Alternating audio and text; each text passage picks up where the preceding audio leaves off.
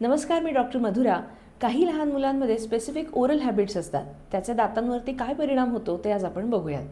काही मुलांमध्ये thumb sucking म्हणजेच अंगठा चोखण्याची सवय असते. त्यामुळे समोरचे दात पुढे येण्याची शक्यता असते. काही मुलांमध्ये तोंडावाटे श्वास घेण्याची सवय असते, ज्याला माउथ ब्रीदिंग असं म्हणतात. त्यामुळेही जॉ ग्रोथ रेस्ट्रिक्ट होऊन येणाऱ्या दातांना क्राउडिंग निर्माण होते. काही मुलांमध्ये अन्न गिळताना जीभ पुढे घेण्याची सवय असते, ज्याला टंग थ्रस्टिंग असं म्हणतात. किंवा काही मुलांमध्ये लिप बायटिंग, नेल बायटिंग अशा सवयी असतात.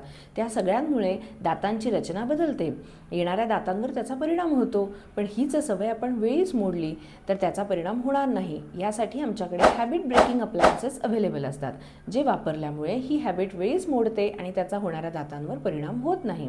पण ही जर हॅबिट अशीच पुढे कंटिन्यू राहिली तर त्याचा नुसताच दातांवरती परिणाम न होता त्यांची चेहऱ्याची ठेवणही बदलू शकते. किंवा काही मुलांचा स्वॅलोईंग पॅटर्न चेंज होऊ शकतो. एवढंच नाही तर काही मुलांचा स्पीच पॅटर्नही त्यामुळे बदलू शकतो. सो अशी हॅबिट लवकरच ओळखणं आणि त्याची ट्रीटमेंट घेणं खूप गरजेचं आहे.